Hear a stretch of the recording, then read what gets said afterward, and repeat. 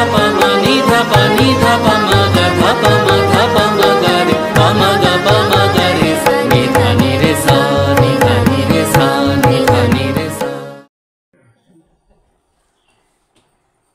తలనొప్పి రెండో భాగం.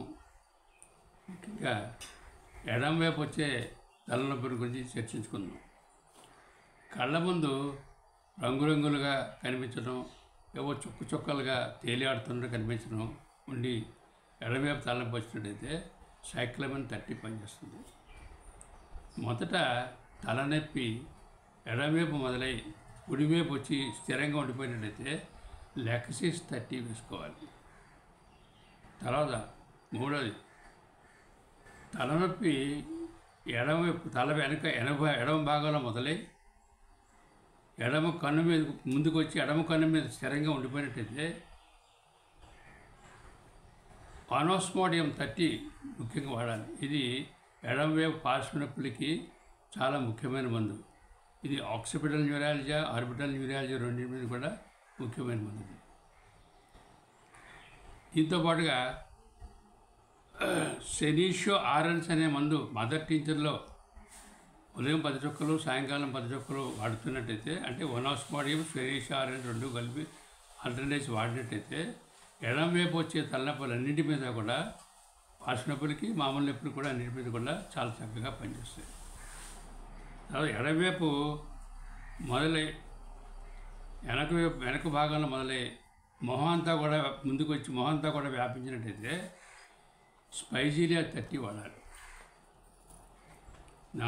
మూడో భాగం రైట్ సైడ్ కుడివైపు వచ్చే తలనొప్పులకి. కుడివైపు నొప్పి ఎక్కువగా ఉండి తల గట్టిగా నొక్కి పెట్టినట్టు ఉండి పక్షవాదం టైంలో వచ్చేటువంటి నొప్పులు కుడివైపు వచ్చే తలనొప్పులు కూడా పనిచేసేది క్యాక్టస్ 30. తలనొప్పి కుడివైపు భాగంలో మొదలై ఎండ ఎక్కడి కొద్దీ ఎక్కువయ్యి ఎండ తగ్గిన తర్వాత తగ్గుతూ ఉన్నది. దీనికి శాంగునేరియా C200లో డైలీ 1 డోస్ చొప్పుని వారానికి 3-4 రోజులు వాడవలసి వస్తుంది. అంతేకాకుండా అవసరమైతే హైపోటెన్సిస్ కూడా వాడాల్సి వస్తుంది. ఒక నిర్దిష్టమైన సమయంలో తలనొప్పి స్టార్ట్ అయినట్టయితే సెడ్రాన్ 30 వాడాలి.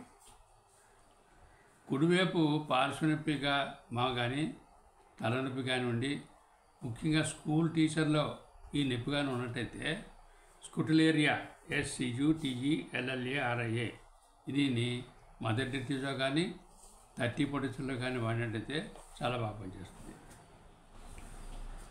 కుడివైపు పార్శ్వపు నొప్పి ఉండి కుడి భాగం అంతా కూడా తల మీద కుడి భాగం అంతా కూడా నరాల నొప్పిగా ఎక్కువగా ఉండి ముక్కు నుండి రక్తం కారడం వల్ల కానీ, లేకపోతే ఆడవాళ్ళలో ఋతుస్రావం మొదలైన తర్వాత కానీ నొప్పి ఉపశమనించినట్లయితే మెలీలోటస్ 30 అని వాడాలి.